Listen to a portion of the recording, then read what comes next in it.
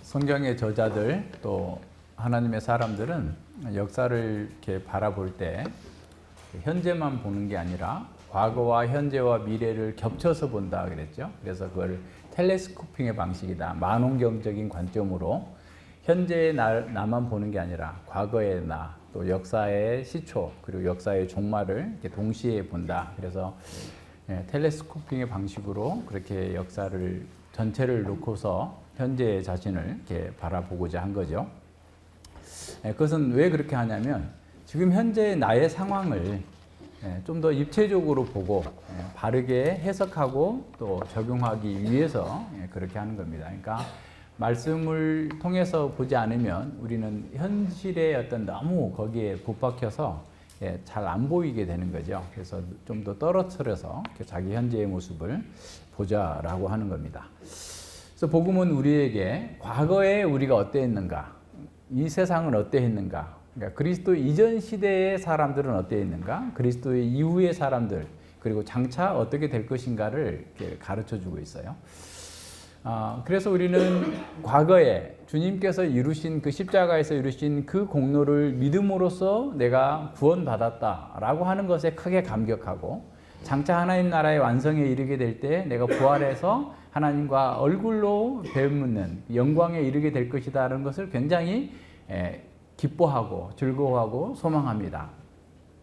근데 그것에 비해서 현재 우리는 어떻게 살아야 될 것인가에 대해서는 성경이 별로 말하고 있지 않는 것처럼 느껴요. 이게 문제입니다. 그래서 이제 제가 아침에도 생각을 해봤는데, 이게 뭐 정확하게 프로테이지로 말할 수는 없지만, 그러니까 성경에서 우리의 과거를 얘기하는 것은, 그러니까 구원의 과정이라든가 구원받은 것이 어떤 것인가에 대해서 얘기하는 것은 한 40%, 그리고 장차 어떻게 될 것인가는 한 10%만 얘기해요. 그리고 나머지 한 50%는 우리가 이 땅에서 어떻게 살아야 될 것인가를 얘기합니다. 심지어 요한계시록은 장차 어떻게 세상이 심판하고 그리고 완성될 것인가를 얘기하지만 그것은 사실 20, 30%도 안 되고 나머지는 다 그렇기 때문에 현재 어떻게 살 것인가예요. 그죠? 그러니까 성경에서 강조하는 것을 우리도 강조해야 되는데, 보통 우리는 교회를 가면 그냥 옛날에 구원받았어, 구원받은 거, 그 천국 갈 거야, 그냥 따놨어. 그냥 여기서는 그냥 예전 방식대로 그대로 사는 거죠. 그러니까 실제로 하나님 나라에서 누려야 될 그 은혜와 복을 누리지 못하고 계속해서 어떻게 보면 다 또다시 죄의 종살이 하면서 고통 가운데 떨어져서 살고 있는 겁니다.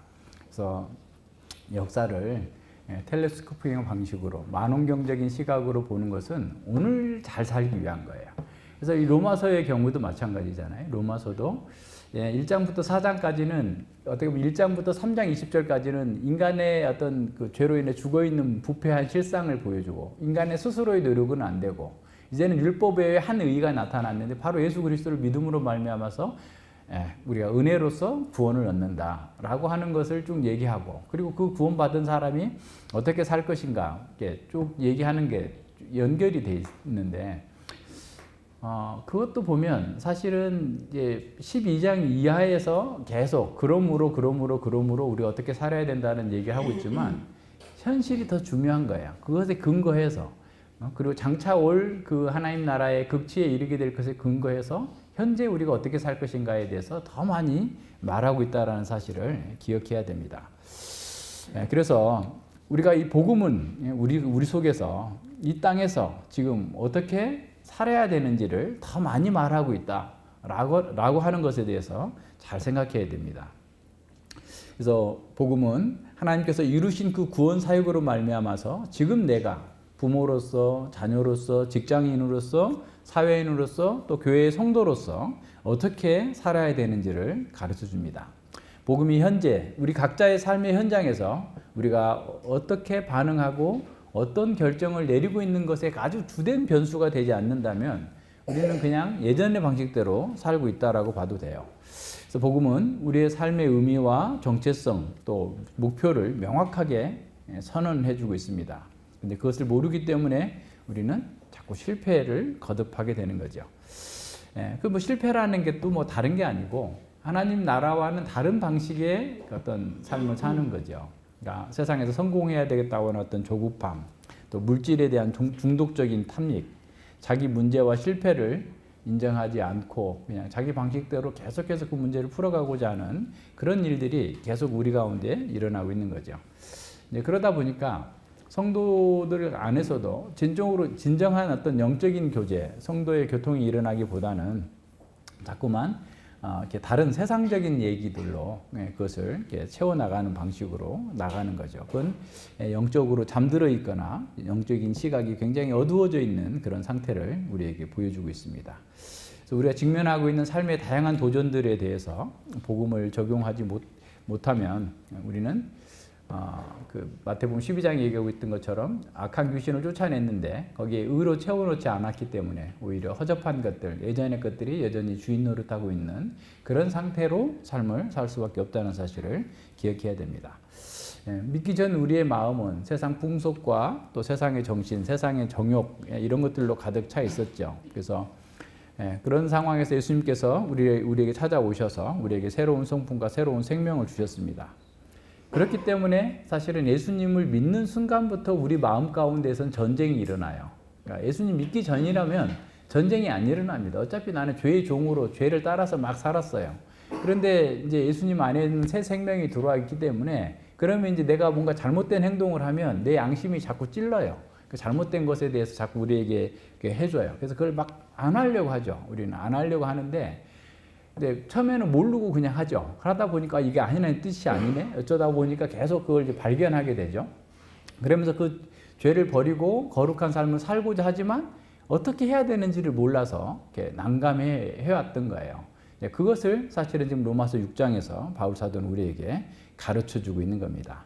과거에 죄가 우리에게 종노릇했고 우리는 죄의 종으로 살았기 때문에 아무 충돌 없이 그냥 살고 있었어요. 그냥 뭐 그게 악한 것이든 나쁜 것이든 그게 뭐 진정한 행복이나 이런 것도 없이 그냥 허무감을 줬던 간에 상관없었어요. 그런데 예수님을 믿게 되면 그때부터 우리 마음 가운데에서는 충돌이 일어납니다. 하나님을 대적하는 것을 버리고자 하고 하나님의 뜻을 따라 살기 위해서 죄를 벗어내려고 없애려고 발버둥치게 되는 거죠.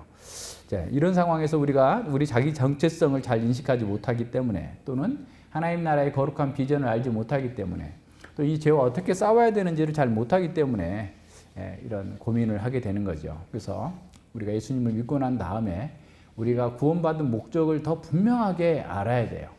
그러고 나서 어떻게 구원받은 사람으로서 살 수 있는가에 대해서 명확하게 알아야만 그 속에서 진정한 자유를 누릴 수 있습니다. 바울 사도는 그리스도인이 섬기는 주인에 대해서 중립적인 그 자리는 없다라고 얘기했습니다. 그러니까 하여튼 뭐 사탄의 편이든 아니면 하나님 편이든 둘 중에 하나이지 그 중간 자리는 없다라는 것이죠. 자, 누구든지 동시에 하나님과 사탄, 하나님과 돈을 동시에 섬길 수 없다라고 이렇게 말씀하고 있는 거예요. 그래서 우리가 그런데 16절에서 말하고 있는 것은 뭐였냐면 우리가 살고 있는 그 삶의 방식이 너희 자신을 종으로 누구에게 드려 순종하든지 그 순종을 받는 자의 종이 되는 줄 알지 못하느냐.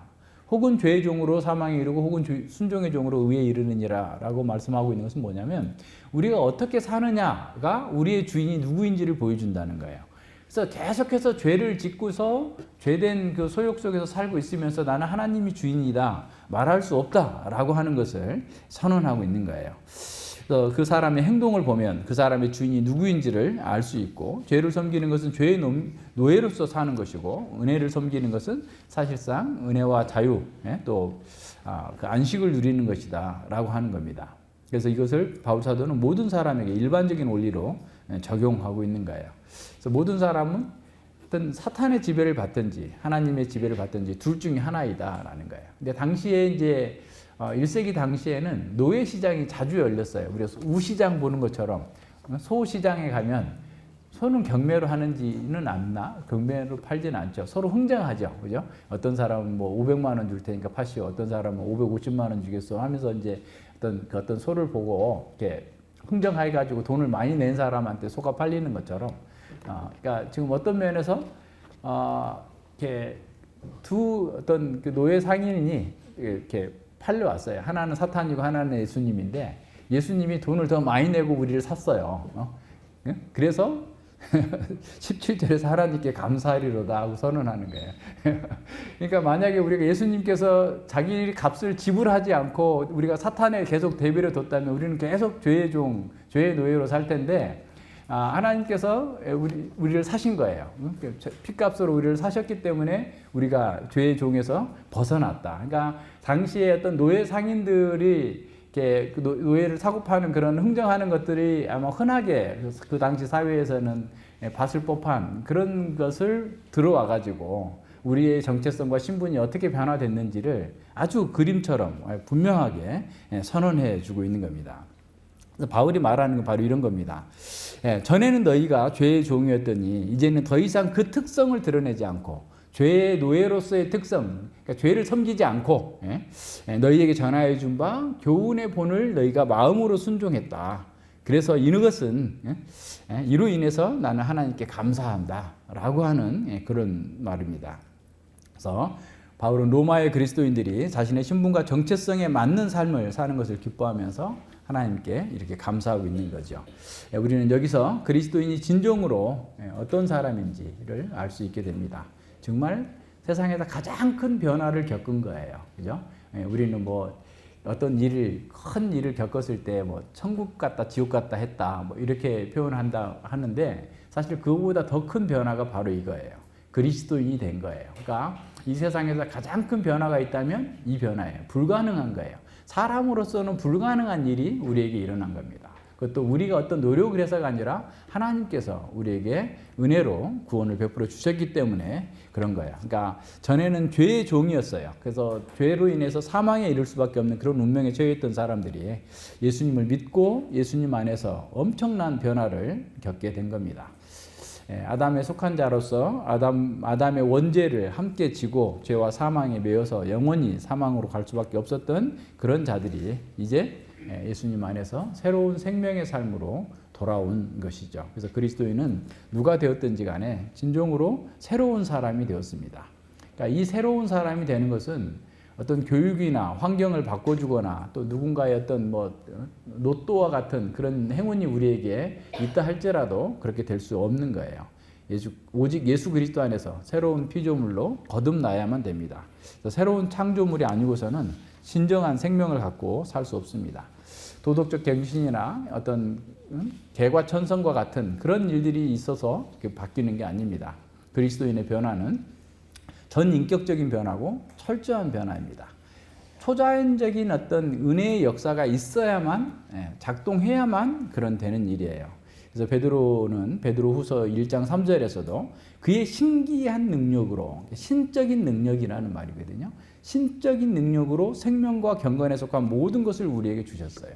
하나님의 신적인 능력이 우리에게 생명과 또 경건에 속한 모든 것을 주셨어요. 그래서 하나님의 능력으로 구원받은 사람, 그렇기 때문에 전적으로 변화를 경험할 수밖에 없는 겁니다. 거듭났음에도 불구하고 과거와 다르지 않다라고 하는 것은 뭐가 큰 문제가 있는 거예요. 달라요. 다르는데 그 다름의 사람에 따라서 각각의 좀 차이는 있을 수 있으나 근본적으로 달라요. 그러니까 얼마만큼 다르냐면 시체와 살아난 사람과 달라요. 그러니까 시체로 있던 사람과 열심히 막 활동하는 사람들과 그 차이 정도로, 그러니까 운동선수만큼 잘 뛰는 사람 정도로 차이가 그 정도로 크게 나타납니다. 첫 번째 그 거듭남의 증거는 뭐냐면 그 마음에서 시작돼요. 그래서 하나님께서 약속한 모든 풍성한 삶은 마음의 변화를 통해서 이루어집니다. 그러니까 그 사람이 거듭났는지 아닌지는 그 사람의 마음을 통해서 우리는 알 수 있게 되는 겁니다. 그 마음은 그 사람의 실체와 같아요. 무엇을 하고 무엇을 갈망하고 무엇을 예비하는가는 모두 그 마음의 활동으로부터 시작됩니다. 마음은 인간 전 전체를 좌지우지하는 키와 같아요. 운전대와 같아요. 핸들을 이렇게 돌리면 이쪽으로 가고 저렇게 돌리면 저쪽으로 가고 이렇게 하는 것처럼 완전히 우리의 마음이 우리의 삶 전체를 이끌어가는 겁니다. 그래서 우리가 행하는 모든 일은 마음에 원하는 것에 따라서 빚어지고 통제됩니다. 그렇기 때문에 우리가 만약에 우리의 마음을 이해하지 못한다면 내가 왜 이런 생각을 하고 있고 내가 왜 이런 감정을 갖고 있고 내가 왜 이런 일을 이렇게 행동하는지에 대해서 이해할 수 없어요. 그래서 우리가 마음을 아는 것은 굉장히 중요해요. 그러니까 창세기 공부를 여러분 하신 분들이 대부분이니까 뭐 더 설명하지 않아도 되겠지만 마음을 이해하지 못하면 우리 인생을 모릅니다. 그리고 자기를 몰라요. 그래서 자기를 내가 통제할 수 있으려면 내 마음이 왜 이런 방식으로 움직이지? 내가 왜 이런 일에 화가 나지? 왜 이런 일에 두려워하지? 뭐 때문에 내가 이렇게 저걸 시기하고 이렇게 미워하지? 이 마음의 길을 내가 나를 볼 수 있어야만 이 마음을 내가 다스릴 수 있어요. 통제할 수 있어요. 그러니까 이 마음을 통제할 수 있게 되는 것이 거듭남의 첫 번째 일입니다. 한 번에 되는 건 아니에요, 그게. 그러나 궁극적 그래서 그렇기 때문에 모두 지킬 만한 모든 것보다 마음을 지키라고 한 거예요. 그래서 마음을 잘 이해하기 위해서 말씀을 공부하는 거예요. 말씀의 빛으로 내 마음을 비춰보지 않으면 나도 내 마음을 몰라. 속아요. 내 마음에 속는 거예요. 그러니까 이 죽을 몸으로서 내가 죄에게 내 자신을 드리고 있는지 아니면은 정말 하나님께 의의 도구로 사용되고 있는지가 마음에서 그 길을 따라가면서 확인하고 이건 버려야 되겠고 이건 가야 되겠고 이게 결정이 되는 거예요. 그래서 지금 바울 사도 여기서 말하고 있는 것은 교훈의 본을 마음으로 순종하는 것을 통해서 그 사람들 속에서 그리스도인다움이 이루어진다는 사실을 지금 가르치고 있는 거예요. 우리 마음에 지정의가 있잖아요. 그러니까 지식적으로 어떤 사실을 진리를 깨닫고 정서적으로 반응하고 의지적으로 그걸 따라서 행하는데 이게 다 강하고 온전하고 조화로운 원래의 상태라고 한다면 하나님의 말씀을 받고 그 깨달음으로 인한 기쁨이 있고 그 기쁨으로 인해서 내가 어떤 삶의 현장에서 정말 의지적인 능력을 발휘하면서 살아갈 수 있었는데 죄가 인간이 죄로 인해 죽어버리자 다 흐트러져 버린 거예요. 지식도 쪼그라들어 버리고 총명은 어두워졌고 그 마음은 강팍해졌고 부드럽지가 않아요. 상대방의 마음을 알 수가 없어. 예수님 믿는 사람은 상대방의 마음을 알 수 있어야 돼요. 서로 마음을 흉금을 터놓고 얘기하니까 알 수 있는 거죠. 말 안 하면 몰라요. 어떤 사람은 절대 말 안 하는 사람이 있어. 믿을 수 없는 사람. 라고 판단받을 수 있어요. 그러니까 자기 마음을 열지 않는 사람은 알 수 없어요. 그죠? 네. 근데 내 마음을 알기 때문에 내가 알아요. 상대방의 마음도. 말 안 하는 사람의 마음도 알아요. 왜? 내가 나를 알기 때문에. 그래서 우리가 마음을 잘 이해할 수 있어야 돼요. 그래서 우리의 지식이 더 하나님의 말씀으로, 이 교훈의 본이 하나님의 말씀의 지식이에요. 하나님의 교훈의 본으로 우리 마음이 지식적으로 좀 더 견고해지고 알아야 될 것을 알고 정말 이게 하나님께서 기뻐하시는 건지 아닌 건지를 분명하게 명확하게 알고 거기에 따라서 정서가 온전하게 반응을 할 수 있어야 돼요. 어떻게 반응해요? 하나님께서 기뻐하시는 거면 내가 기뻐하는 거고 하나님께서 미워하는 건 미워하는 거예요. 그죠? 그러니까 이런 정서가 이게 굉장히 강력하게 내 자리를 잡지 않으면 자기 소욕에 또는 죄의 소욕에 어떤 유혹에 끌려 넘어지는 거예요. 물론 사람마다 좀 다를 수는 있어요. 어떤 일에 자꾸 넘어지는 것은 그 문제에 대해서 명확하게 하나님의 말씀에 비추어서 해석이 안 되고 있는 거예요. 그리고 그 말씀에 비추어서 내 정서가 하나님처럼 움직여지지 않고 있는 거예요. 그러니까 하나님께서 미워하는 걸 난 자꾸 선택하려고 하는 거예요. 그게 더 온전하게 돼야만 돼요. 그랬을 때 우리가 죄에게 우리 자신을 내어드리는 일이 없어요.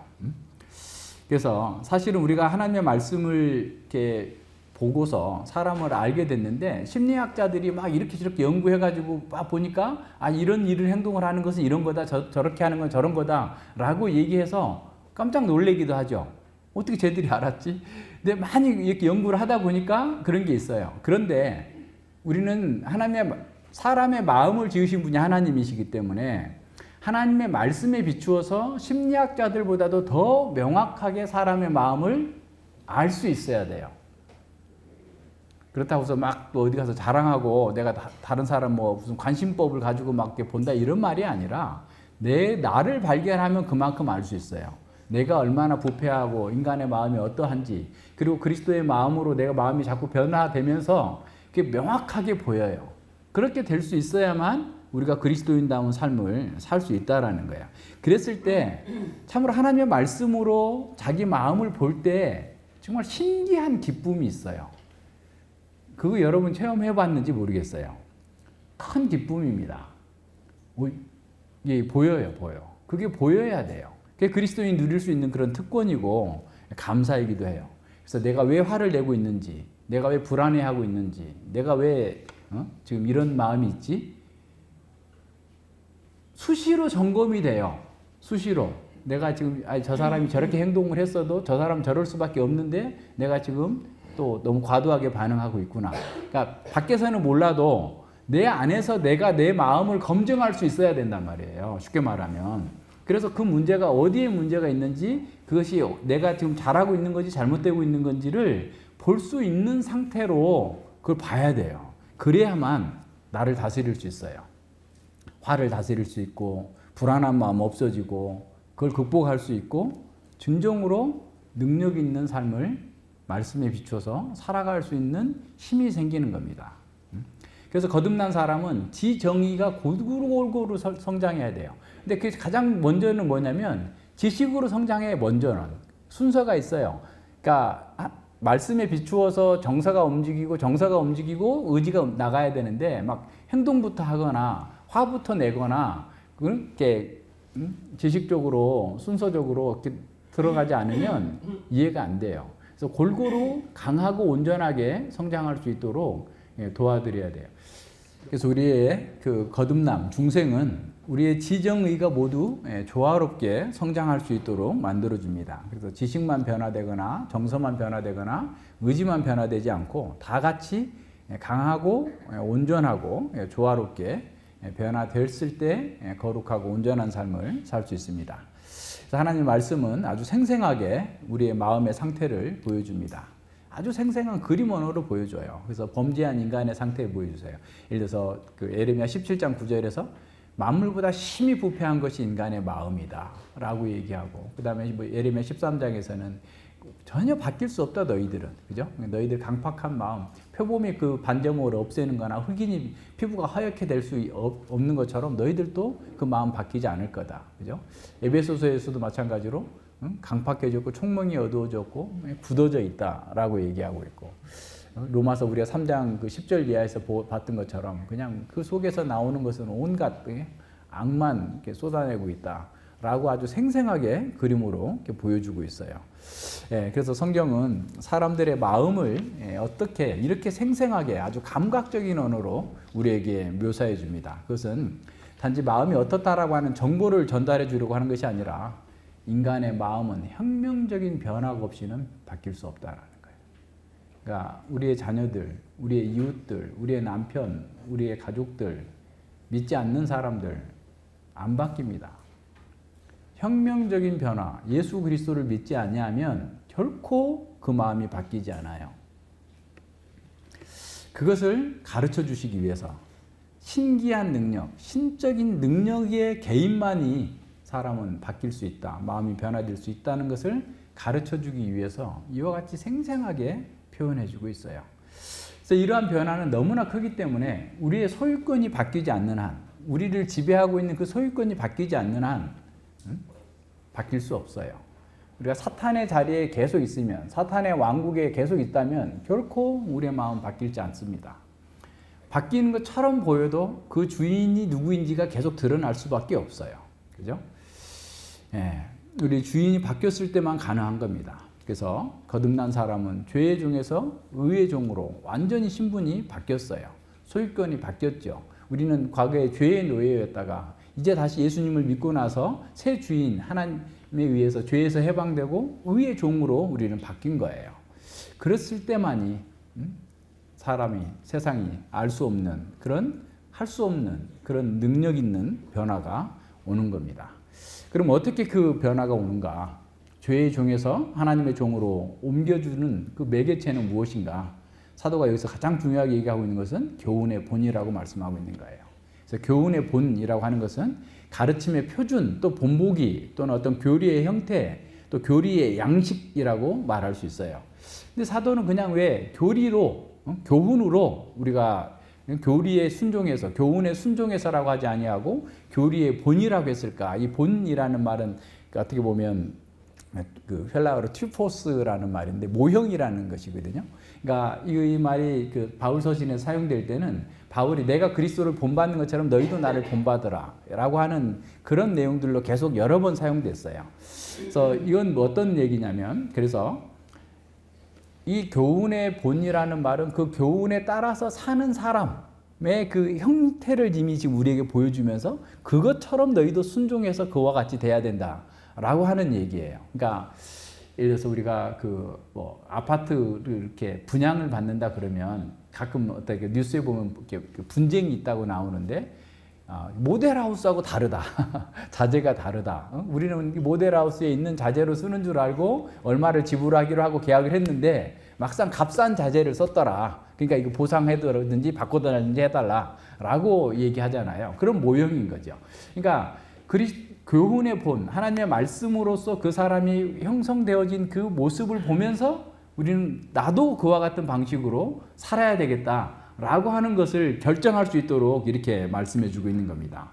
그래서 본이라는 말은 사람들의 마음과 삶의 틀을 형성해 주는 그런 주염틀과 같은 그런 그 틀이 있으니까 그 틀 속에서 너희가 순종함으로써 그런 복을 누릴 수 있다. 의에게 종으로 드리는 그 복을 누릴 수 있다라고 얘기하고 있는 겁니다. 그래서 교훈의 본이란 복음이 전하여 준 게 약간 수동태로 되어 있어요. 그러니까 복음을 전해줬더니 그 마음과 그 삶의 틀이 그 복음의 모양으로 바뀌는 거예요.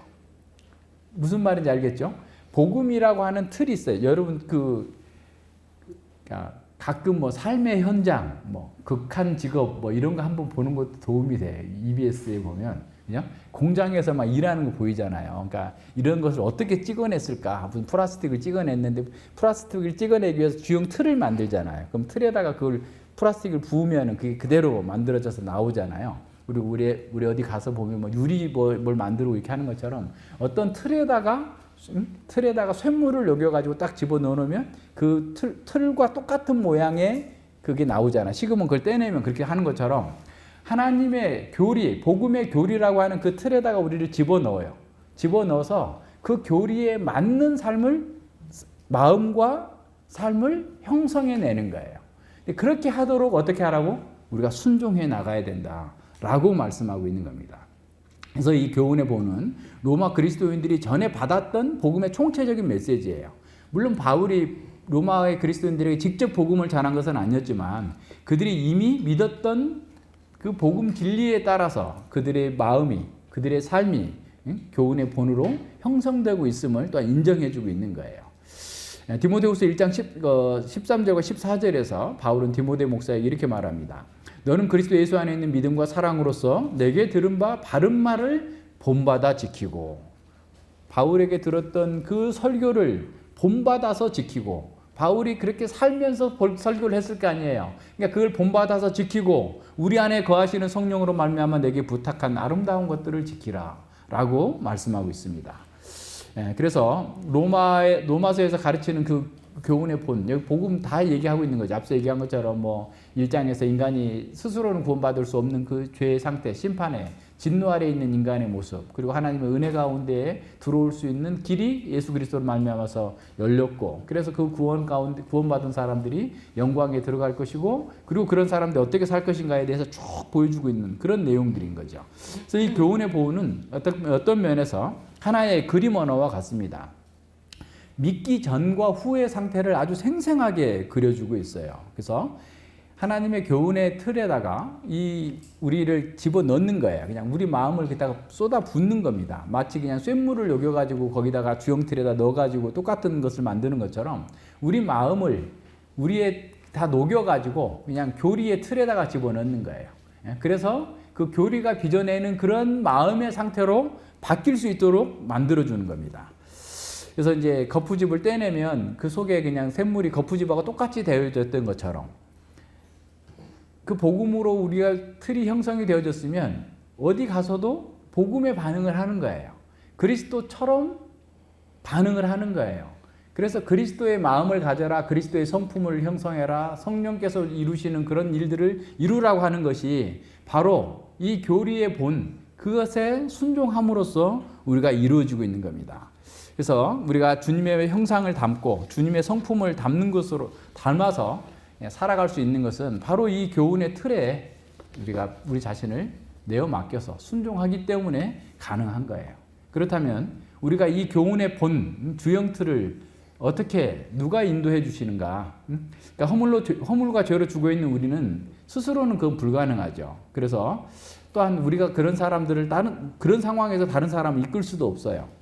성령 하나님께서 바로 그 강서를 사용하셔서 우리를 이 교훈의 주형틀 속에 넣어가지고 그 교훈의 본이 우리 마음에 역사하도록 해가지고 그리스도의 마음과 그리스도의 형상으로 바뀌게 해주시는 거예요. 하이델베르크 요리문답 25주일 65문답에서도 복음의 강서를 통해서 주님께서는 우리를 구원으로 이끌고 구원받은 사람답게 살게 만들어 주신다고 그러는 거예요. 그래서 성령 하나님은 복음의 강서를 사용하셔서 우리를 교훈의 본에 순종하도록 만들어 주시는 겁니다. 사람이 할 수 있는 일이라면 할 수 없어요. 이거는 만약에 자신의 노력으로 자기가 변화되고 자기가 노력해서 복음을 따라 살 수 있다고 생각한다면 그는 자신의 영적인 실상을 발견하지 못한 거예요. 자신이 얼마나 심각한 상태에 있는지를 알지 못하고 그렇게 얘기하는 겁니다. 그래서 그렇게 되면 어떻게 되냐면 자꾸 어떤 기독교적인 인본주의가 돼요. 자기 힘으로, 사람의 힘으로 뭔가를 만들어내고자 하는 방식으로 자꾸 나가는 겁니다. 그리고 자신이 그 죄와 사탄의 노예였다는 것을 잘 알지 못하기 때문에 자꾸 거기에 속게 되는 겁니다. 그래서 그리스도인이라고 하면서도 자기 영적인 실상을 이렇게 보지 못하게 되면 잘못된 것에 넘어지게 돼요. 그래서 자기 종교적인 노력과 성실성과 또 자기의 어떤 그 은사로 말미암아서 스스로 자기를 구원하고 또 자기가 변화될 수 있는 것처럼 생각하는 것이야말로 기독교를 부인하는 겁니다. 우리는 전적으로 무능했어요. 그러나 그리스도께서 우리 안에서 착한 일을 시작하셨고 새 생명을 넣어주셨고 그것을 주님 오실 때까지 계속해서 우리 안에서 자라가게 하심으로써 완성에 이르게 하실 거예요. 그래서 우리는 그리스도의 교훈의 틀 안에서 하나님의 형상을 회복하고 그리스도처럼 하나님의 영광을 향한 그 순종을 기뻐함으로써 해나가는 겁니다. 자, 그러면 아까 얘기한 것처럼 우리가 이렇게 큰 변화가 일어났다는 것을 어떻게 확인할 수 있습니까? 하나님께서 우리를 인도한 이 교훈의 본인, 복음의 그 주형틀에 들어간 결과는 무엇일까요? 그것의 열매는 무엇일까요? 순종입니다. 순종. 바울 사도는 너희가 마음으로 믿었다라고 말하지 않고 너희가 순종하였다라고 말씀하고 있어요. 너희가 교훈의 본을 마음으로 순종하였다. 마음으로 믿었다라고 하면 될 텐데 왜 굳이 순종이라고 했을까요? 다시 말해서 하나님의 말씀을, 진리를 그냥 머릿속으로 승인하는 것으로는 결코 이 하나님의 그 구원에 참여할 수 없다라는 겁니다. 뒤에 소개하겠지만 성경주의자들은 단지 신학과 교리를 이해하고 아는 것을 구원받은 증거라고 그래요. 그래가지고는 어떤 사람은 이 말을 자기가 설교한 이 말을 깨달으면 구원받은 거다. 근데 그 깨달았다고 하는 것도 엉뚱한 얘기를 하면서 그렇게 얘기를 해요. 그런 게 아니에요. 그래서 로이 존스는 이렇게 말합니다. 아직도 그런 사람들은 아직도 죄의 노예들이요. 그러니까 신학적인 지식을 알고 자기가 이런저런 어떤 애정론도 이해하고 뭐도 이해하고 다 이해했기 때문에 구원받은 것으로 치는 그런 사람들을 향해서 로이 존스 목사님이 이렇게 말씀하세요. 아직도 그들은 죄의 노예요. 전적으로 육신의 사람들이면서 성경 읽기를 즐겨하고 다른 이들의 말 읽기 퍼즐을 하는 것처럼 교리를 가지고 희롱하는 자들이다 라고 얘기합니다. 그러니까 단지 어떤 지적인 갈망 그 자체로서는 구원의 증거가 아니다라는 거예요. 순종하는 거예요. 순종하는 거예요. 그래서 구원 얻는 믿음은 지식에 국한되는 것이 아니에요. 물론 지식이 필요합니다. 당연히 필요하죠. 그러나 그 지식에 근거해서 우리의 인식이 바뀌어야 되고 그리고 우리의 정서가 바뀌어야 돼요. 우리의 마음이 바뀌고 그래야만 삶이 바뀌어요. C.S. 루이스가 인간 폐지라고 하는 책에서 뭐라고 얘기하냐면 지식은 많이 가지고 있어도 마음이 없는 사람이다. 가슴이 없는 사람이 있다라는 거예요. 이게 가슴이라는 그 정서를 얘기하는데 머리와 이 배, 그러니까 행동을 이어주는 것은 반드시 가슴이 있어야 된다. 그 가슴은 정서, 그것도 어떤 정서, 이분은 정서를 어떻게 말하고 하냐면 도량이라고, 관대함이라고 말하는데 훈련된 습관을 통해서 안정된 정서로 조직화된 감정이 있어야만 머리에 들어있는 그 지식을 배로 그러니까 살아갈 수 있도록 만들어주는 거예요. 근데 그게 없으면 가슴이 없는 그러니까 오늘날 그 당시에 그 루이스가 볼 때 그 당시에 그 영국의 교육의 문제는 뭐냐면 머리만 생각하지 가슴을 다 무시한다는 거예요. 그래서 머리에 든 것은 많지만 결과적으로 어떻게? 본능적으로 살게 만든, 배로 살게 만든다는 거예요.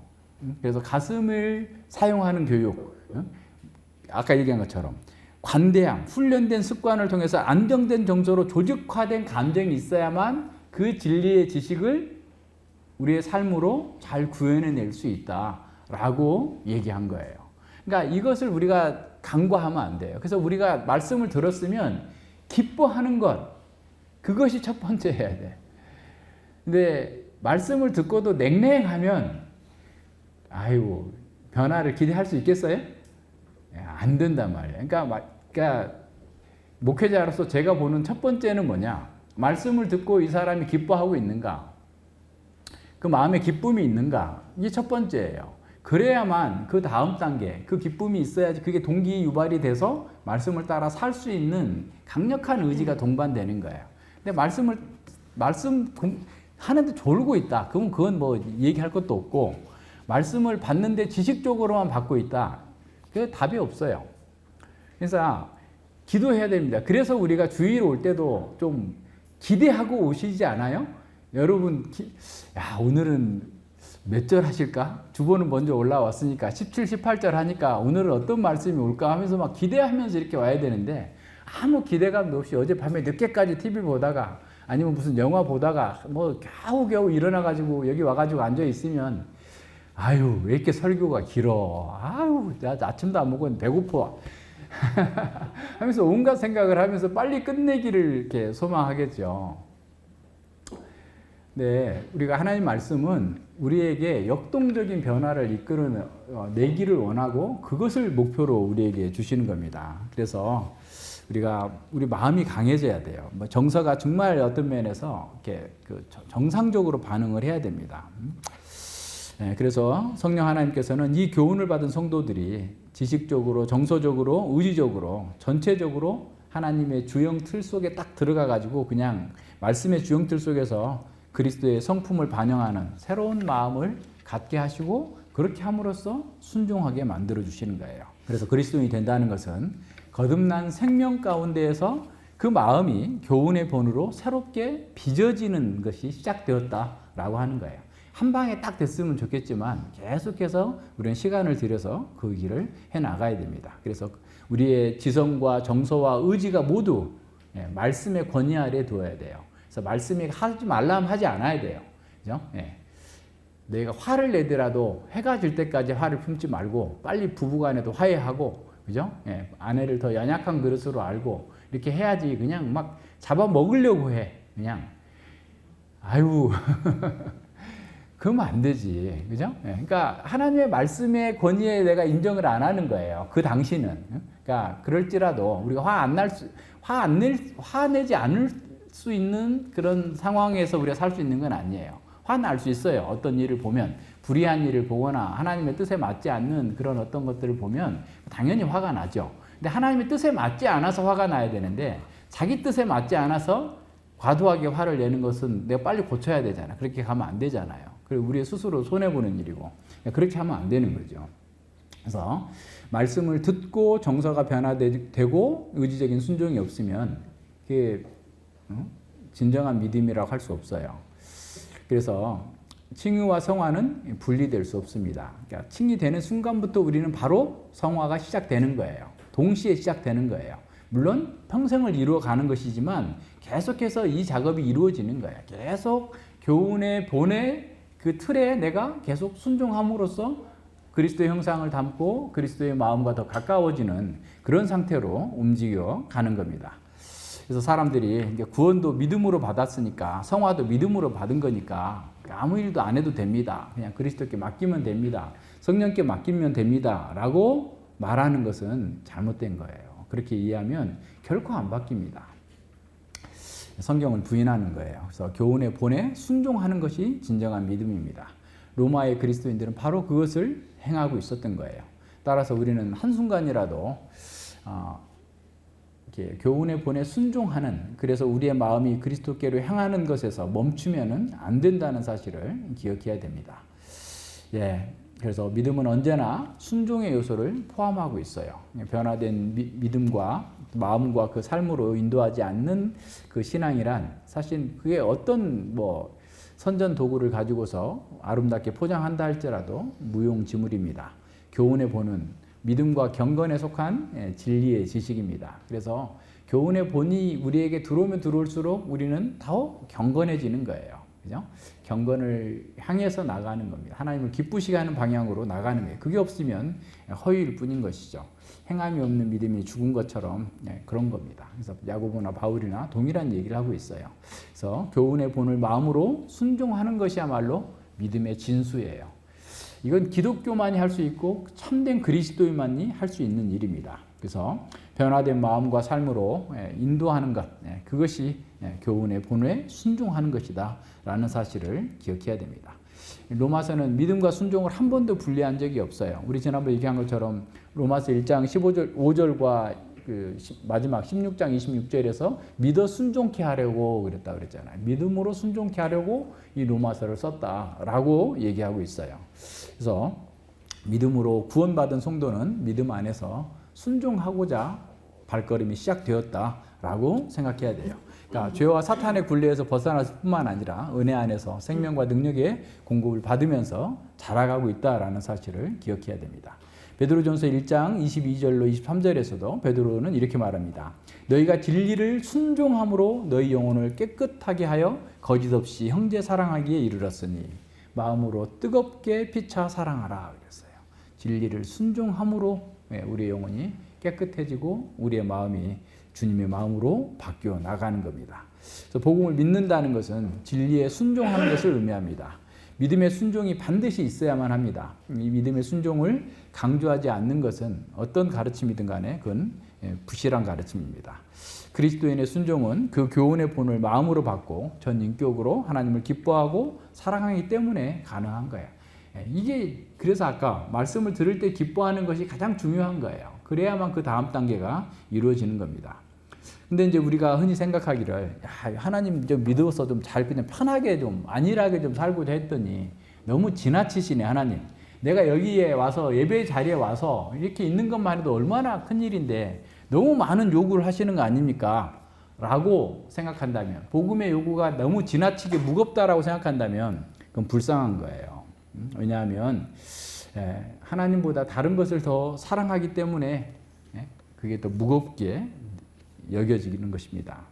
복음의 요구가 이런 믿음의 순종으로 나아가서 살라고 하는 요구가 만약에 심하다고 생각한다면 로이 존스 목사님은 그 사람은 구원받은 사람이 아니다 라고 얘기할 정도예요. 우리는 기쁨으로 순종하는 겁니다. 기쁨이 없으니까 자꾸 억지로 하려다 보니까 무거운 거죠. 그래서 앞서 말한 것처럼 구원받은 사람은 하나님의 신기한 능력으로, 신적인 능력으로 변화를 겪은 사람이에요. 그렇기 때문에 그의 인격이 교훈의 본으로 새롭게 바뀌어서 그 말씀에 따라 살고 말씀에 따라 정서가 움직여지고 말씀에 따라 의지가 새롭게 되었기 때문에 복음의 요구는 짐이 아니라 날개예요. 날개. 기쁨이에요. 그 자체가 감사예요. 그래서 자유를 주는 날개를 그냥 짐이라고 여기는 사람은 날아본 적이 없는 사람이에요. 그죠? 그리스도인은 자기가 하고 싶은 일을 하기 위한 자유가 아니라 하나님께 순종함으로써 의에 이르는 자유를 가졌습니다. 그래서 순종은 하나님에 관한 진정한 지식의 참된 어머니다라고 말씀했어요. 칼빈 선생님은 그렇게 말씀합니다. 그래서 그리스도인은 예수 그리스도께 자원하여서 순종으로 살고자 하는 사람이에요. 앞서 우리 하이델베르그 요리문답 123원에서 얘기하고 있는 것처럼 천사처럼 자원해서 기쁨으로 그렇게 하고자 하는 사람이 그리스도인인 거예요. 그렇게 사는 겁니다. 그렇게 사는 것이 진정으로 행복한 거죠. 그래서 그런 사람이야말로 진정한 행복의 노예인 것이죠. 그래서 우리가 품는 최상의 갈망은 하나님을 사랑하고 하나님을 기뻐하는 것입니다. 우리가 받은 구원은 그 교훈의 본을 즐거이 순종하는 사람으로 우리를 바꾸어 놓은 거예요. 그러니까 그럴 수 있으니까 우리에게 이렇게 하라고 하시는 거지. 할 수 없는 것을 하라고 말씀하지 않습니다. 우리는 죄에서 해방되어서 의에게 종이 되었습니다. 그래서 그리스도인은 그 어떤 것보다도 의를 향한 주림과 목마름이 있어요. 하나님의 의를 향한 갈망은 언약에 신실하고자 하는 그런 열망과 죄를 버리고 하나님과 생명적인 연합을 이루고자 하는 열망이 합쳐진 겁니다. 그래서 성경은 구원이 성결하고 도덕적인 삶에 대한 진정한 갈망을 만들어낸다라고 하는 것을 계속해서 반복해주고 있어요. 그래서 구원받은 사람은 누가 되었든지 간에 하나님을 닮고자 하고 하나님의 그 거룩하심에 참여하고자 하는 그런 열망을 갖게 됩니다. 우리가 거룩한 삶을 살고자 하는 최대 동기는 바로 나를 위해서 죽으셨고 나를 위해서 고난당하신 그 예수 그리스도의 길을 기쁘게 가려고 하는 그런 열망 때문에 그렇습니다. 뿐만 아니라 거듭난 사람은 하나님께서 그렇게 살 수 있도록 계속해서 영적인 에너지를 공급해 주세요. 그렇기 때문에 전에는 할 수 없었던 그 일들을 할 수 있게 되었고 힘있게 할 수 있는 그런 사람이 된 겁니다. 이 교훈의 하나님의 교리의 본이 어떤 교훈의 본이 우리를 나태하게 하거나 게으르게 하거나 부도덕하게 하거나 무책임한 사람을 만들거나 자신의 임무에 충실하지 못한 사람을 만들어낸다고 하는 것은 있을 수 없는 일입니다. 오히려 교회사 가운데에서 모든 성도들은 가장 신실하고 가장 부지런하고 아름답고 깨끗하고 정결한 사람으로 나타난 거예요. 왜 그래요? 하나님의 형상이 회복되었기 때문에, 그 마음이 깨끗해졌기 때문에, 그 영혼이 순결해졌기 때문에 그 마음도 순결해져서 그 마음 속에서 참으로 하나님께서 기뻐하시는 것들을 추구하는 열망이 강하면 강해질수록 더 깨끗하고 온전한 삶을 살 수 있게 되는 겁니다. 이 마음의 순종은 강제로 할 수 없습니다. 억지로 시킬 수 없어요. 교훈의 본을 마음으로 순종하는 것은 즐거운 자유로운 가운데에서 이루어지는 겁니다. 그리스도의 멍에는 우리를 힘들게 하고 어렵게 하는 것이 아니라 자유하게 하고 정말 기쁘게 하고 안식을 주는 것입니다. 온유하게 말씀을 받고 겸손하게 순종하는 것은 말할 수 없는 자유를 주는 그런 멍에라는 사실을 기억해야 됩니다. 여호와를 기뻐하는 것이 너희의 힘이라고 했던 것처럼 주의 멍에를 지고 사는 것이 그야말로 우리의 힘입니다. 주를 기뻐하는 것은 그 교훈의 본을 마음으로 순종해서 그것의 능력을 실제 삶에서 체험하는 것을 말하는 겁니다. 그래서 어떤 청교도 목사님이 이렇게 말했어요. 그리스도께서 복음 아래 있는 신자들을 구입하신 자유는, 신자들을 위해서, 그리스도께서 복음 아래 있는 신자들을 위해서 구입해 주신 그 자유는 신자들이 종이 두려워하듯이 두려워서가 아니라 어린아이처럼 사랑과 즐겨 따르는 마음으로 그리스도께 순종하게 하려는 데 있다라고 말씀했어요. 네, 그래서 18절 봅니다. 이제 죄에게서 해방되어 의에게 종이 되었다. 이 말씀은 우리가 전에도 계속 얘기했지만 옛 아담의 영역에서 해방되어서 새 영역, 은혜의 왕국으로 들어온 것을 재진술한 겁니다. 이 해방은 죄와 사탄에게서 해방되어서 자율적인 존재가 되었다. 그래서 마음대로 살아도 된다는 것이 아니라 하나님의 뜻대로 살지 못하게 했던 모든 장애물들을 또 모든 세력으로부터 구원받았다라고 하는 것을 의미합니다. 그래서 죄에게서 해방되었다라는 말은 우리가 다시는 죄를 짓지 않는다는 그런 말이 아니에요. 그러니까 죄에서 해방되었는데 내가 왜 죄에 자꾸 떨어지지? 라고 하는 것에 대해서 어떤 사람은 그것 때문에 영적인 침체에 막 빠지는 사람들이 있는데, 우리가 전에도 얘기했지만 우리의 죽을 몸을 통해서 죄가 들어오는 거예요. 우리는 죄하고 상관이 없어졌어요. 그 죽을 몸을 내가 의의 도구로 쓰지 아니하고 자꾸 내배를 방치해 두니까 그쪽으로 들어오는 거예요. 그래서 그럴 때는 어떻게 해야 돼? 회개하고 돌이켜서 내 몸을 바르게 사용하겠다, 내 은사를 바르게 사용하겠다로 나가면 돼요. 심체에 빠질 일이 아닌 거예요. 그래서 옛사람은 내가 죽었고 관계가 단절됐기 때문에 죄의 본성에서 해당되지 않지만 여전히 죄는 우리 죽을 몸을 사용해가지고 우리가 하나님께서 싫어하는 일들을 하도록 우리를 자꾸 꼬드기고 유혹하고 넘어지게 해요. 그래서 그것을 알고 그것을 우리가 피하고 싸워서 이겨나가야 되는 겁니다. 뿐만 아니라 우리가 죄의 본성에서 완전히 벗어났다는 말도 아닙니다. 우리는 죽는 날까지 이 죽을 몸을 갖고 있는 동안에 시험 받을 거고 유혹을 받을 거고 여러 가지 어려움들을 당할 거예요. 그래서 그런 상황들이라는 것을 잘 기억하고 우리가 죄의 활동으로 전혀 고통당하지 않을 거다라는 식으로 해석해서도 안 됩니다. 그러니까 긍정적인 측면에서 보면 죄에서 해방돼서 의에게 종이 되었어요. 다시 말해서 우리 위에 이제는 더 이상 죄가 왕노릇하지 못하고 죄의 세력에서 완전히 벗어나서 이제 의가 왕노릇하는 나라로 옮겨왔다라는 사실을 계속 다른 방면에서 얘기해주고 있는 거예요. 그래서 그 사람들 중에 이렇게 우리가 가끔 만나는 사람들 보면 굉장히 점잖고 또 괜찮은 사람들이 있어요. 그냥 믿지 않는 사람인데도. 그럼에도 불구하고 우리가 그 사람을 믿을 수 없는 것은 결국 그는 언젠가는 무슨 수를 써든 그 주인이 하라는 걸 할 거래요. 그죠? 그러니까 그 사람이 배반을 해도 아무 이상한 일이 아니에요. 그래서 믿는 사람에게 믿지 않는 사람과 결혼하지 말라는 이유가 바로 그거예요. 믿을 수 없어요. 아무리 지금은 좋아 보여도 그의 주인이 예수님이 아니고 사탄이기 때문에, 죄이기 때문에 결국 죄의 소욕을 따라서 삶의 열매를 낼 수밖에 없어요.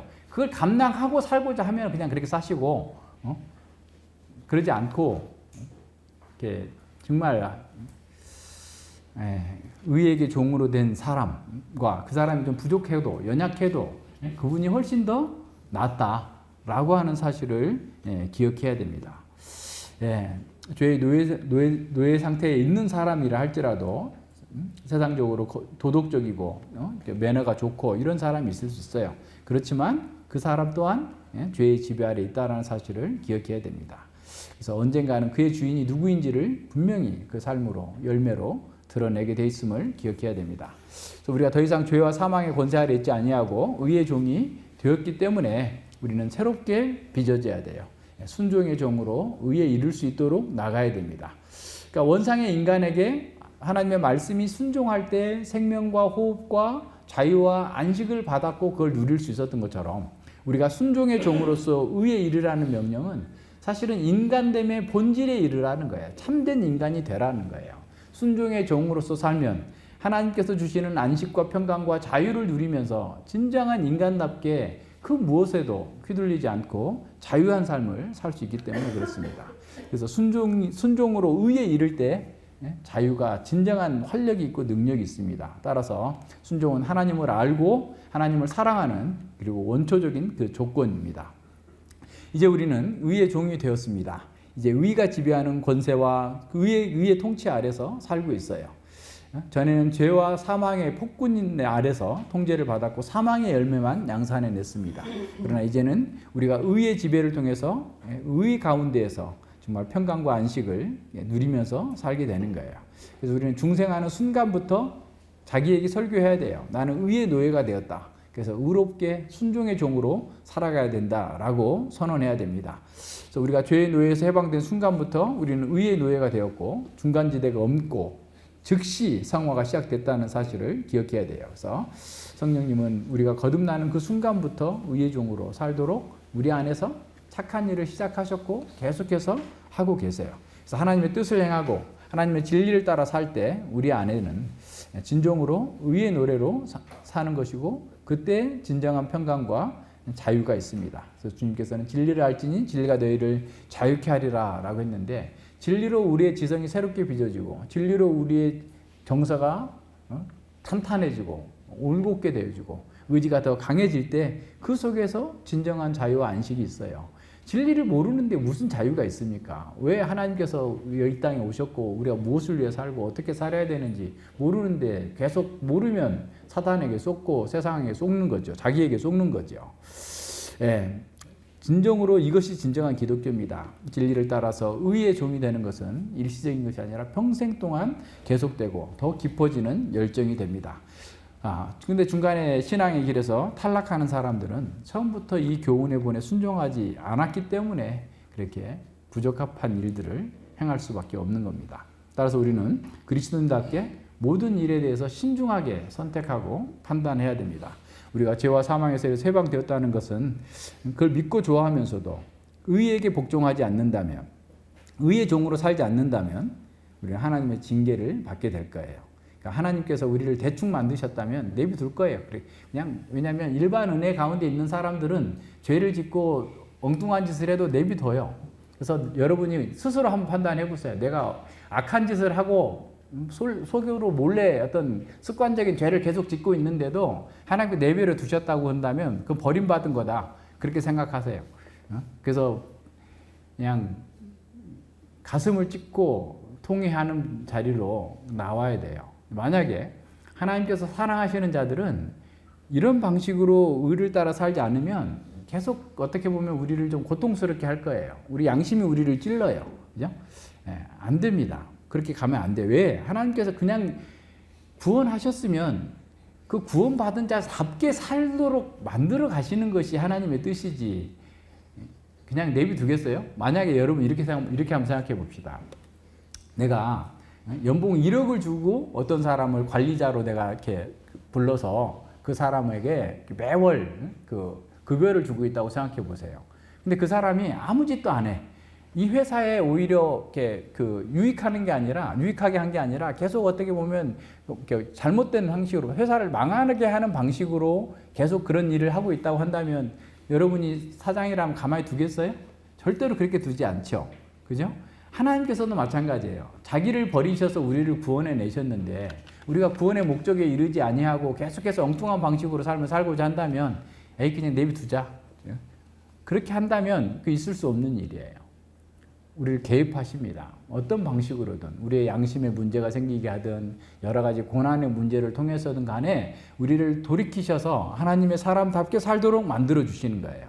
그러니까 우리가 과거에 받은 그 구원은 기쁨으로 생각하고 장차 우리 하나님 나라에 들어갈 것은 너무 소망한다고 하면서도 실제로 현재 이 땅에서 하나님의 말씀대로 의의 종으로서 살고자 하지 않는다면 우리는 징계받을 거예요. 그건 징계받는 건 너무 당연하다고 생각해야 돼요. 우리는 학교 다닐 때 선생님이 떡 나와서 너 몇 대 맞을래? 그럼 자기가 자진 납세 10대요 하면서 엉덩이 대고 막 두들겨 맞았어요. 야구바따로. 여러분 상상이 안 되죠? 예? 선배들한테도 두들겨 맞고 근데 왜 그렇게 맞았나 지금 생각해 보면 난 잘못했으니까 당연히 맞아야 돼. 이렇게 생각한 거예요. 잘못했으니까. 근데 지금은 그 생각을 하지 않아요. 난리 나죠.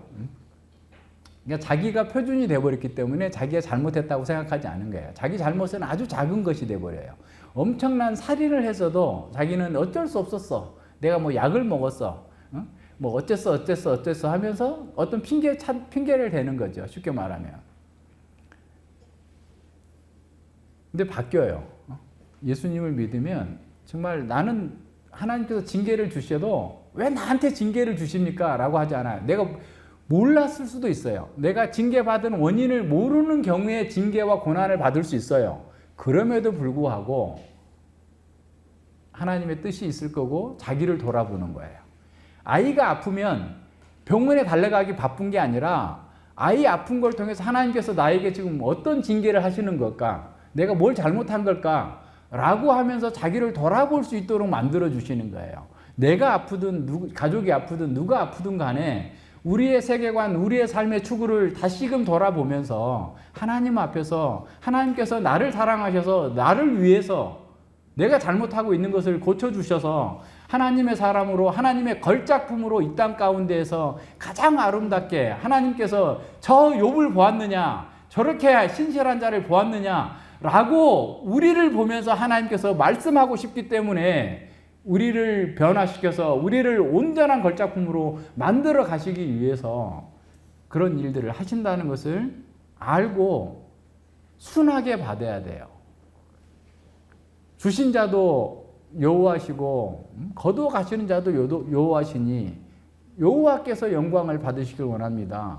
라고 했던 욥과 같은 마음으로 그런 상황들을 견뎌내면서 우리가 바뀌는 거예요. 순종의 종으로 산다는 것은 바로 그걸 얘기합니다. 만약에 우리가 구원받았다고 하면서 의의 종으로 순종의 종으로 살지 않고 죄의 종으로 살고 있다면 이것이야말로 세상에서 가장 어처구니 없는 일이 되지 않겠어요? 그래서 그 양심의 막 고통 속에서 부르짖으면서 산다면 얼마나 부자연스러운 일입니까? 엉뚱한 일입니까? 우리는 그리스도와 연합해서 죄의 세력에서 해방돼서 의의 나라에 들어왔습니다. 그래서 하나님의 뜻과 영원한 경륜을 알고 그 교훈의 본을 마음으로 순종해서 영원한 영광을 지금 여기서 누려야 돼요. 그러라고 지금 이 말씀을 우리에게 주신 겁니다. 자, 우리는 어떻게 살아야 되는지, 지금 여기서 어떻게 살아야 되는지를 명확하게 알고 그 교훈의 본을 마음으로 순종해서 의의 종으로 살아가야 됩니다. 교훈의 본을 마음으로 순종하려면 먼저 성경의 교훈, 성경의 교리를 부지런히 공부해야 됩니다. 동시에 그 교훈으로 기존의 세계관을 허물고 기존의 세계관의 오류를 발견하고 그걸 제거하는 노력을 해야 돼요. 어떤 사람은 성경을 공부해요. 그래서 그렇지만 또 성경의 세상의 세계관, 기존에 가지고 있는 세계관을 버리지 않고 공유하고 있어요. 그래서 나한테 유리한 거, 어떨 때는 성경적 세계관을 갖다 쓰다가 어떨 때는 세상의 세계관을 갖고 쓰는 거예요. 그렇게 살게 되면 의의 종으로서 순종의 종으로 의에 이르지 못해요. 자기 편의대로 바꾸면은 안 됩니다. 두 번째는 우리 해야 될 일은 뭐냐면 교훈의 본이 우리의 마음의 정서를 순결하고 깨끗하게 만들어 가도록 훈련해야 돼요. 이게 묵상하는 거고 이것이 강설 복습하는 거고 이 일을 계속 해야 됩니다. 그래서 말씀에 비춰서 이건 옳고 저건 그르다라는 것들이 좀 더 명확하게 드러나고 그래서 그것에 대해서 바르게 반응을 할 수 있어야 돼요. 그래야만 우리의 의지가 하나님께서 기뻐하시는 일을 행함으로써 강해져요. 근육도 강해져요. 영적인 근육이 강해져서 이 정도 됐으면 저 사람 포기할 것 같은데 아니야. 또 일어나요. 또 일어나서 또 주의 뜻을 따라서 나아갑니다.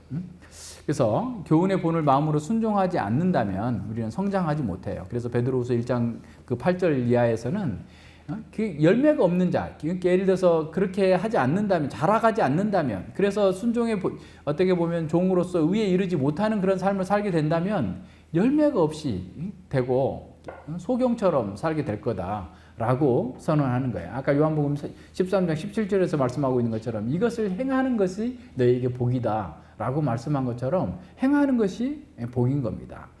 그러니까 현실에 붙박혀 있는 사람은 현실을 잘 볼 것 같지만 현실도 잘 못 봐요. 잘못된 판단을 하게 됩니다. 더 크게 먹고 봐야 돼요. 영적인 눈을 크게 뜨고 이렇게 봐야 됩니다. 그래서 우리의 마음이 이 교훈의 본으로 채우고 형성되지 않는다면 다른 것이 그걸 채우게 돼요. 그래서 세상적인 어떤 방식들, 자기 정욕들, 또 온갖 터접한 것들로 마음이 가득 채워져 있어요. 그래서 그 마음에 나오는 걸 보면 그 사람이 뭘 생각하고 있는지, 무엇을 마음에 채우고 있는지가 다 드러나요. 예. 그래서 그렇게 되면 두려움이 있고 불안이 생기고 막 화가 나고 뭐 그냥 자기 마음을 어떻게 보면 조절할 수도 없는, 통제할 수도 없는 그런 상태가 돼요. 그런 가시밭 같은 마음 속에서는 진정한 하나님께서 기뻐하시는 선한 열매를 맺을 수 없습니다. 그래서 교훈의 본이라고 하는 이 주영털에 우리의 마음을 순종함으로 넣지 않는다면 우리는 결코 의의 종으로 살 수 없습니다. 예, 지난주에 우리가 본 것처럼 C.S. 루이스도 그런 말 하잖아요. 우리도 하나님이 예비하신 우리의 운명이 덜 영광스럽더라도 덜 고되었으면 지금 이 상태로 그냥 이 정도로만 했으면 됐지. 하나님 저에게 너무 많은 걸 요구하지 마세요. 라고 하고 싶은 마음이 있지만 그것은 하나님의 뜻과는 전혀 거리가 먼 거예요. 하나님 우리를 최고의 걸작품으로 빚어가는 것으로 우리를 작정하셨고 그 일을 위해서 이 역사를 진행해 가시는데 하나님께 그걸 포기하시겠어요? 그렇지 않습니다. 그러니까 그냥 내가 자원해서 앞서 천사처럼 그냥 예스, 아멘, 아멘. 예수님은 항상 아멘이라고 그랬는데 우리도 항상 아멘하고 그냥 그 진리에 순종해 나가겠다. 이런 자세로 나가야 됩니다. 그래서 우리의 마음이 교훈의 본이라고 하는 이 주영틀에 녹아들어서 새롭게 빚어지는 과정은 지정의를 모두 개혁하고 훈련하는 고된 연마의 과정을 통과해야 돼요. 고되다고 하니까 또 너무 지나치게 생각할까 봐서 그러는데 재밌어요. 즐거워요. 여러분이 하도 힘들다 하니까 얘기하지만 연마하는 과정이 때가 없어지면 깨끗하고 좋잖아요. 우리 마음에 때가 없어지는데 그 때를 없앨 때 힘들지만 다음에는 더 좋잖아. 시원하고 개운하잖아. 아이들이 코 풀고 막 얼굴 닦자 그러는데 막 싫어하고 막 그러죠. 그럼 내비두세요 여러분. 그냥 너 그렇게 살아라. 안 그렇잖아요. 꽉 붙들어 잡아가지고 막 닦아놓고 봐라. 얼마나 닦기 전과 후가 다르냐 보여주는 것처럼 하나님께서 그렇게 하실 거예요. 그러니까 저항하지 마시고 자원함으로 순종해 나가면서 복을 누려야 됩니다. 예, 그래서 우리는 본성적으로 그걸 하지 않고 대신에 어떤 다른 걸로 그냥 이렇게 때우려고 해요. 그래서 그 폴 트립이라고 하는 그 목사님, 기독교 심리학 하셨던 그런 분인데요. 그분이 성장을 회피하려고 하는 7가지 사례들을 이렇게 책에 써놨는데 그 중에서 우리도 마찬가지, 저도 마찬가지입니다. 저도 이런 오류에 빠질 수 있어요. 예, 그렇기 때문에 더 경각심을 갖고 잘 봐야 돼요. 보세요. 첫 번째는 형식주의라고 하는데 그 주의 다 나오는데 이 주의가 사람들을 이렇게 오류로 빠뜨리는 굉장히 중요한 그 요소가 되는데 뭐냐면 자만감을 높이고 자기를 높이고 자기 영광을 추구하도록 만들기 때문에 그래요. 그리고 편하게 느껴져요. 쉽게 느껴져요. 그래서 사람들이 더 많이 빨려 들어가요. 근데 보세요. 형식주의는 마음의 교훈의 본을 마음으로 순종하지 않고자 하는 그 대체물로서 이런 형식주의를 사람들이 빠져든단 말이에요. 자, 그래서 형식주의 조금 바꾼 거예요. 똑같이는 기록한 건 아니고 제가 우리 여기 오늘 본문과 맞춰서 좀 바꾼 겁니다. 그래서 형식주의는 교회의 행사나 자신의 맡겨진 직무의 자연화에서 철저하게 수행하는 사람이에요. 형식주의 그런 걸 열심히 잘하는 거예요. 그들은 모든 일을 열심히 행하고 다른 사람들이 자신처럼 그렇게 봉사하도록 권장하기까지 합니다. 그러나 이 모든 일에도 불구하고 그의 마음과 삶의 방식은 전혀 변화되지 않는다는 거예요. 그래서 하나님께서는 이사야서에서 그들이 맨날 제사 지내러 오는 것에도 비판하는 것처럼 예수님도 바리새인의 형식주의를 비판한 것처럼 비판하셨어요. 왜 비판하십니까? 형식주의는 자기의 삶과 자기의 시간과 자기의 계획 그것이 모두가 자기가 통제할 수 있는 자기가 지배할 수 있다고 생각하기 때문에 그런 거예요. 이게 큰 오류예요. 하나님의 주권에 어떤 면에 도전하는 것이 되는 거죠. 그래서 형식주의는 자신의 영적인 심각성을 깨닫지 못하게 할 뿐만 아니라 왜냐하면 열심히 하고 있으니까 또 성공적으로 잘하고 있으니까 그래서 우리를 구원하신 하나님의 은혜를 갈망하지 않게 만들어요. 그러니까 자기의 영적인 심각성을 알면 알수록 주님께 더 갈망하게 되는데 참 잘하고 있으니까 그걸 갈망하지 않는 거예요. 그래서 자기의 마음과 삶의 영역에서 하나님의 주권을 인정하지 않게 되는 겁니다. 그래서 하나님의 인도하심과 도우심을 갈망하지 않는 문제가 있는 거예요. 두 번째는 율법주의예요. 율법주의자는 자기의 일과 교회의 일, 또 어떤 일련의 법칙들을 가지고 있어요. 그래서 그들은 그 법칙을 자신과 다른 성도들을 평가하는 잣대로 사용해요. 내가 이걸 만들어 놓은 잣대, 자기 규칙들을 잘 지켰으면 난도하고 또 지키지 못했으면 또 불안해하고 또 다른 사람들은 자기가 만들어 놓은 그 규칙대로 안 하는 것에 대해서 굉장히 또 이렇게 멸시하고 평가하는 그런 상태가 되는 거예요. 그래서 그런 사람이 지도자가 되면 주변에 있는 사람들을 자꾸 눌러요. 무거운 중압감 속에 살게 합니다. 그래서 그들이 이해하는 그 아래에서 사는 사람들은 하나님은 이해할 수 없는 기준을 강요하는 냉혈한 어떤 심판자로 보이고 그 기준을 지키지 못했을 때 가차없이 벌을 내리는 엄한 분으로 보일 수 있는 거죠. 그래서 하나님의 은혜보다 자기가 만든 그 규칙들을 지키는 것을 더 중요하게 생각하는 거예요. 그래서 교회가 자유롭고 자연스럽고 신령하게 해야 된다고 하는 게 그런 거예요. 교회에 어떤 것을 이렇게 하나를 정하잖아요. 그럼 계속 늘어나요. 심지어 어떤 교회도 전에도 한번 얘기했잖아요.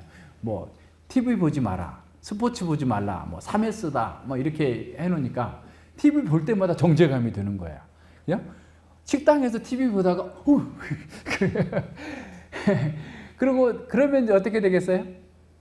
현대판 수도원 운동이 되는 거예요. 다 세상과 담싸가지고 그냥 있으면. 그러면 수도원 운동이 왜 실패했어요?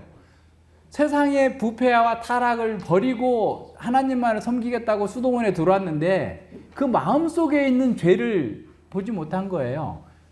그래서 수도원이나 세상이나 똑같은 거예요. 달라지지 않아요. 율법주의의 문제는 바로 그런 거예요.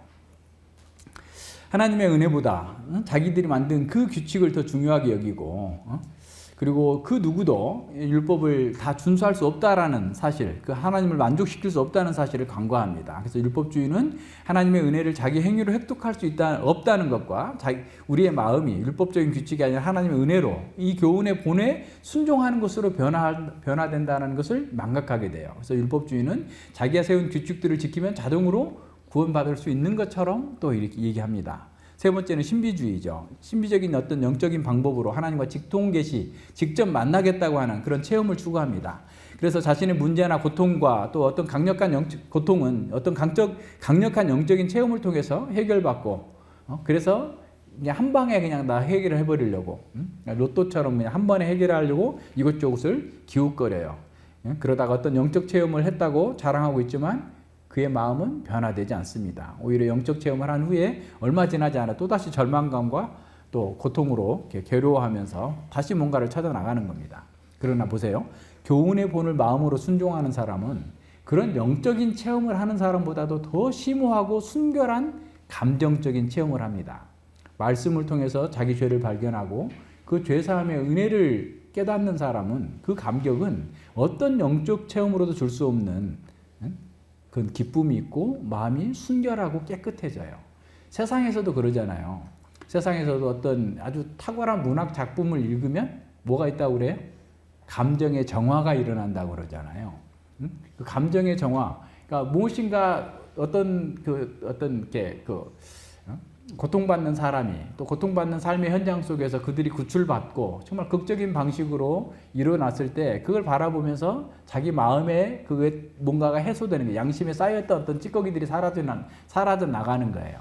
세상에서도 그럴지언정 하물며 우리가 하나님의 말씀에 비추어서 우리 마음에 있는 죄악들을 보고 우리 마음에 그 죄 때문에 예수 그리스도가 죽으셨고 그 예수 그리스도의 보혈로 말미암아서 내가 구원받았다라고 하는 그 새로운 은혜의 감격 속에 빠지게 된다면 우리의 마음은 깨끗해져요. 순결해져요.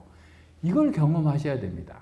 그래서 우리가 일부러 죄 짓진 않지만 우리가 잘못해서 실족해서 넘어지고 죄를 졌을 때 회개해 보세요. 회개할 때만큼 우리가 그런 행복감을 느껴질 수가 없어요.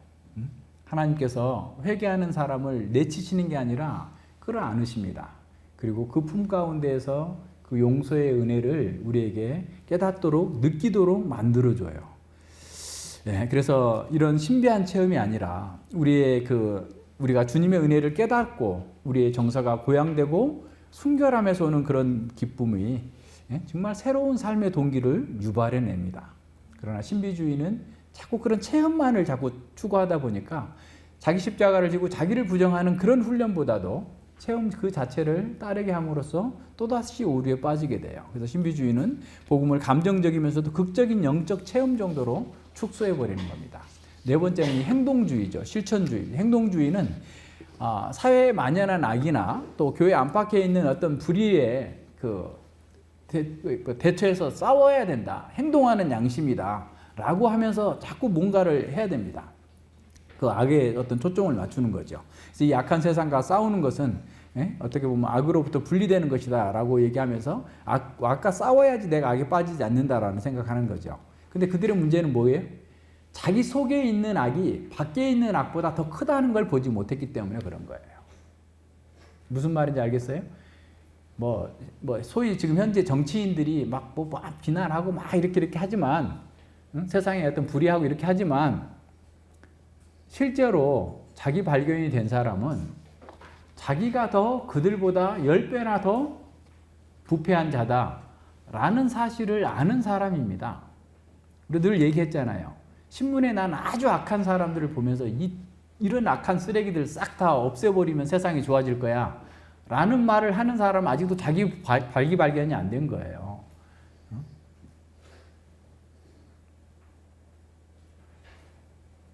그래서 심령이 가난한 자, 애통한 자, 온유한 자, 위에 줄이고 목마른 자가 되면 다른 문제 다 보입니다. 그게 안 되니까 이해가 안 되는 거예요. 저 사람도 왜 저러지?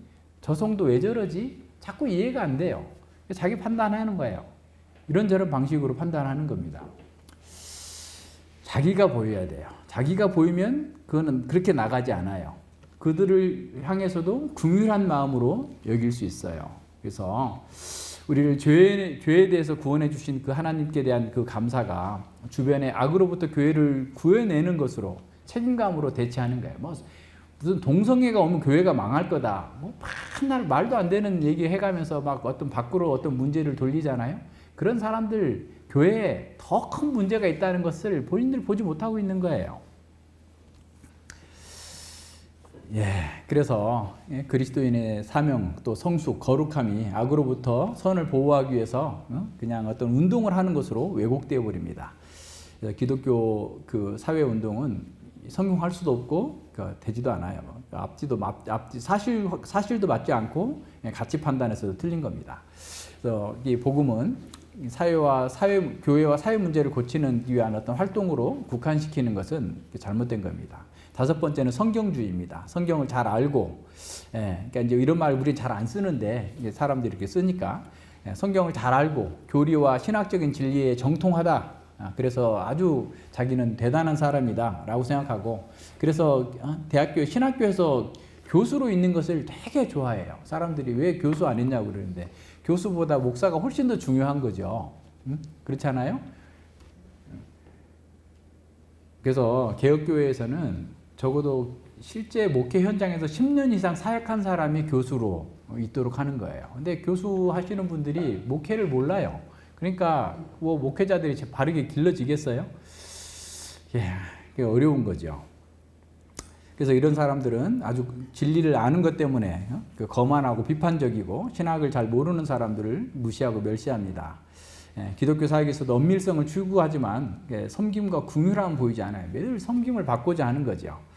성도의 교제와 헌신, 주님께 대한 어떤 예배로서의 자기의 그 어떤 삶은 자기 신학적 지식으로 대체해 버리는. 그러니까 이런 걸 해야 되는데 나는 이런 신학적 지식을 가졌기 때문에 나는 다 됐다라는 식으로 하면서 그 문제를 뛰어넘는다는 겁니다. 신학 용어와 개념에 대해서 정확하게 정의할 수는 있지만 그 지식에 따라서 자신을 제어하고 훈련하지 않아요. 그러니까 말은 다 옳은 말 하는데 실제의 삶은 이렇게 옳지 않은 거죠. 예, 그래서 그들은 복음을 단지 성경의 내용과 신학을 정립하는 것으로 축소해 버리는 겁니다. 여섯 번째는 심리주의입니다. 기독교 상담학을 열심히 공부하고 기독교 신앙이 진정한 도움과 치유를 줄 수 있는 유일한 방법이라는 사실을 말합니다. 하지만 그런 사람들은 그 신앙을 통해서 자신이 먼저 치유받지 못하고 있어요. 그들 중 많은 사람이 절망 가운데서 보내고 있고 주변 사람들을 의지해서 자기 문제를 해결하려고 하기 때문에 주변 사람들에게 많은 부담을 줍니다. 그래서 그들에게 그리스도는 죄의 세력에서 구원해 주시는 구원자가 아니라 자기 상처를 치료해 주시는 심리 치료사 정도로 여겨집니다. 그래서 그들은 자신에게 구원보다 치료가 더 필요하다라고 생각합니다. 그런 사람들은 자기의 영적 실상을 보지 못하기 때문에 비판적이고 늘 자기 사랑에 매몰되어 있어요. 그들은 자기 문제, 자기 자신의 문제를 자기에게 상처를 준 사람 때문이라 하고 자기가 어렸을 때 사랑받지 못했고 자기 욕망이 충족되지 못했기 때문이다 라고 생각합니다. 그러나 우리가 다른 사람이 나에게 행한 것보다 내 속에 있는 죄가 더 크다라는 것을 인식하지 못하게 되면 예수님이 구원자가 아니라 심리치료사, 상담자가 되는 거예요. 그러니까 다른 사람이 나에게 아무리 악한 짓을 했다 할지라도 말씀의 빛에 비추어서 자기를 보면 자기는 더 악하다라는 사실을 알게 되고 그래서 내가 구원받았기 때문에 그 상처가 이런 것들이 아무것도 아니고 오히려 그런 상처가 나를 예수 그리스도께로 보내주는 것이었다라고 생각하면서 감사하고 자기에게 상처 준 사람도 용서하고 그를 위해서 기도할 수 있는 겁니다. 그렇게 되는 것이 너무나 당연한 거고 그것이 바로 그리스도인의 능력인 거예요.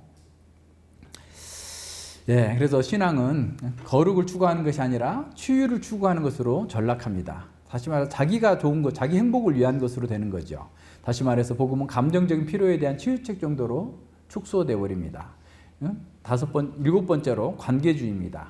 성도의 교제와 돌봄은 교회에서 아주 중요한 역할을 합니다. 하지만 그리스도보다 성도들을 의지하는 문제가 또한 발생해요. 이게 얼마나 무서운 일입니까?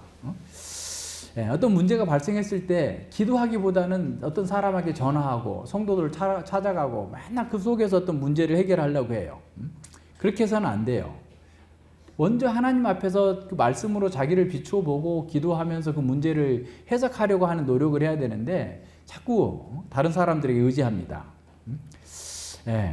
그리고 어떤 사람은 자신이 원하는 답을 주는 성도를 만날 때까지 이 사람 저 사람 찾아다니면서 계속 조언을 구해요. 그랬을 때 우리는 좀 떨어뜨려 놔야 돼요.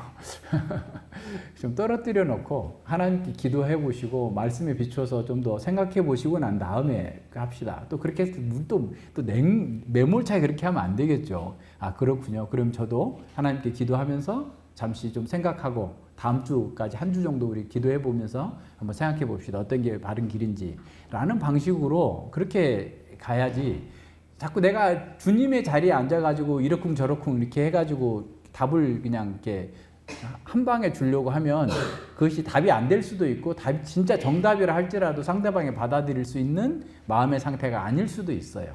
그러니까 그런 것들을 잘 살펴가면서 그 일을 해야 됩니다. 또 반대로 어떤 사람들은 어떤 사람의 문제를 발견하자마자 그냥 곧장 쫓아가가지고 막 그냥 어떻게 보면 막 권면을 합니다. 그 사람이나 자신도 말씀에 비추어서 그 문제를 살펴보는 그런 시간들이 필요한데 그게 없이 그냥 막 해 나가려고 그래요. 그렇게 되면 그 성도가 자신을 의지하게 함으로써 자기의 존재감, 우월감 속에 도피하고 있는 또 다른 그런 거죠. 그래서 그렇게 가는 것도 옳지 않습니다. 그래서 성도의 교제가 우리의 삶과 정체성과 소망이신 예수 그리스도를 대체하지 않도록 해야 돼요. 성도의 교제를 하는데 그 교제가 그리스도를 향하도록 만들어줘야 되죠. 그리스도의 방식으로 그리스도의 말씀의 처방을 받아들이도록 만들어주는 것이 진정한 성도의 교제지 그걸 대체해서는 안 된단 말입니다. 자, 우리에게 전하여 준 바 교훈의 본을 마음으로 순종하는 것을 대체하는 것들은 일정 부분의 진리를 담고 있어요. 언뜻 보면 그것들은 우리와 동일한 신앙 선상에 있다고 생각될 수도 있습니다. 그래서 우리도 쉽게 속아요. 또 우리도 그런 본성이 있기 때문에 그렇습니다. 공산당이나 포스트 모더니즘이나 사이비 이단들이 말하는 그 거짓말에는 결코 성도들이 속지 않습니다. 그러니까 물론 속는 사람, 어리석은 사람도 있겠죠. 근데 예를 들어서 제가 2008년 여자 수영 선수로 올림픽에 참여했다 이렇게 말하면 아무도 안 믿겠죠. 내가 남자인데, 그죠?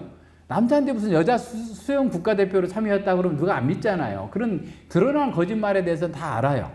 근데 내가 막 이 서류 뭉치를 막 이만큼 들고 설계도를 잔뜩 들고 가가지고 내가 어디 설계사무소 소장입니다 하고 오면 든 것도 있고 뭐 말하는 것도 그렇고 아이 저 사람 설계사무소 소장 같네 하면서 거기에 빨려들 수 있는 것처럼 이러한 앞서 7가지의 그런 방식의 대체제들은 상당히 비슷해요. 그러니까 우리가 속을 수 있어요. 또 우리 의를 높여주기도 하고 우리를 굉장히 자긍심을 갖게 하고 편하게 만들어주는 것처럼 보이기 때문에 그렇게 하는 것이 훨씬 더 쉬워요. 그래서 어떤 목회자들이 막 아주 극단적인 주장을 해요. 막 우파든 좌파든 막 극단적인 주장을 하고 막 그냥 입에서 그냥 막 그냥 욕을 내뱉어도 사람들이 막 쫓아가요. 거기에 막 몰려들어요. 왜 그래요? 그게 쉽기 때문에 그래요. 그게 진짜처럼 보이기 때문에 그런 거예요. 그런 행동주의, 그런 수많은 그런 것들로 사람들이 거기에 넘어지게 되는 겁니다. 그래서 그렇게 가지 않도록 우리가 잘 경계하면서 나아가야 됩니다. 그런 교묘하게 우리를 이렇게 높여주고 자기 영광과 우리 이기심을 부추긴다 할지라도 그렇게 가면 안 됩니다. 그래서 그렇게 되면 우리가 교훈의 본을 마음으로 순종하는 이 훈련을 하지 않게 되기 때문에 그래요. 그래서 우리의 죄 문제를 더 깊이 발견해야 남 탓 안 합니다. 아내 탓 안 하고 자식 탓 안 하고 부모 탓 안 해요. 그래서 그 상황 속에서 내가 점점 주님의 사람으로 바뀌어 나가야 됩니다. 그래서 교리의 지식을 많이 공부하는 거 좋아요. 그러나 그것으로 우리 마음이 바뀌어야 됩니다. 책을 읽었다고 자랑을 해요. 그 책 좋았어요. 어땠어요? 뭐가 좋았어요? 다 얘기하는데 그 읽기 전이나 후나 아무 차이가 없으면 무슨 의미가 있어요? 그 생각이 바뀌고 마음이 바뀌고 의지가 바뀌어야 되죠. 바뀌어 나가는 것이 돼야 됩니다. 단지 공부하는 것으로 자기 마음에 가득한 죄악된 욕망을 덮으려고 하고 그걸 회피하고 그걸 아니라고 넘어가려고 해서는 안 된다는 거예요. 자기가 죄인이라는 사실을 보지 못하게 되면 더 큰 어려움을 봉착하게 되기 때문에 그렇습니다. 그래서 자기를 보는 사람이 이런 대체물을 찾지 않습니다. 자기를 보지 못하면 자꾸 대체물로 나가는 거예요. 그래서 교훈의 본을 마음으로 순종하는 것을 통해서 우리는 하나님의 성품에 참여하는 자가 됩니다. 하나님께 속한 생명, 그 영생을 소유했기 때문에 영적인 성품으로 새롭게 빚어져야만 합니다. 우리는 하나님께서 우리의 그 교훈의 주영틀 속에 넣어서 하나님의 성품으로 우리를 빚어가시려고 우리를 구원하셨어요. 그냥 구원해놓고 네 마음대로 살아라가 아니라 이 하나님의 형상을 담고 하나님의 마음으로 살도록 우리를 구원하셨단 말이에요. 그래서 우리는 이런 과정을 통해서 하나님을 인격적으로 체험하고 알므로써 하늘에 속한 모든 생명과 경건의 능력을 공급받고 하늘에 속한 모든 신령한 복을 누릴 수 있게 되는 겁니다. 독수리는 뱀처럼 땅을 기지 않아요. 왜 그래요? 종이 다르기 때문에 그래요. 조류이고 그 파충류하고 종이 달라요. 우리가 교훈의 본을 마음으로 순종할 수 있는 것은 종이 달라졌어요. 예전 사람이 아니에요. 우리는 새 사람이에요. 하나님의 사람이에요. 하나님의 생명을 가진 사람이기 때문에 우리는 그렇게 할 수 있다는 사실을 기억해야 됩니다. 그래서 교훈의 본을 마음으로 순종하여서 빚어지는 그 신적인 성품은 땅의 것과는 다른 갈망을 가지고 있고 다른 기쁨을 가지고 있고 다른 소망을 가지고 있고 다른 차원의 평강과 기쁨과 안식과 자유를 누리는 거예요. 이런 존재론적인 변화가 장차 극치에 이르게 될 그 하나님 나라의 영광에 점점점 가까워지면 가까워질수록 우리는 최고의 걸작품으로 자신도 그렇고 이웃도 그렇고 하나님께도 기쁨과 찬송이 되게 할 겁니다. 우리는 이미 하나님의 성품에 참여하는 거룩한 백성이 되었습니다. 그에 걸맞는 삶을 살기 위해서 성령 하나님을 의지해서 부지런히 이 교훈의 본을 마음으로 순종하는 훈련을 계속해 나가야 돼요. 그것이 우리가 이 땅에서 하늘 생명과 영광을 누리는 방식입니다. 기도하겠습니다. 하나님 아버지 감사드립니다. 주님께서 저희들을 구원하셔서 어떻게 죄의 종에서 의의 종으로 살 수 있게 되었는지를 가르쳐 주셨습니다. 우리가 이렇게 말씀을 듣고 배우면서 참으로 감사하게 되는 것은 우리가 할 수 없었던 일을 하나님께서 이루어 주시고 우리에게 선물로 주셨습니다. 특별히 우리가 죄의 종에서 빠져나올 수도 없었던 자였지만 주님께서 십자가에서 죽으시고 또 십자가 안에서 우리에게 새 생명을 주시고 그 부활한 생명이 우리 가운데 있기 때문에 우리가 우리에게 전하여 주신 그 교훈의 본을 마음으로 순종함으로써 죄에서 해방되어서 의의 종으로 진정한 자유와 평강과 안식을 누리며 살아갈 수 있는 사람이 되었습니다. 우리가 이 길로 가는 것이 참으로 주께서 기뻐하시는 길이라는 사실을 알고 이 일을 위해서 더욱더 힘있게 전진해 나갈 수 있도록 저희들을 붙들어 주시고 함께하여 주시옵소서. 감사드리오며 예수님 이름으로 기도드립니다. 아멘.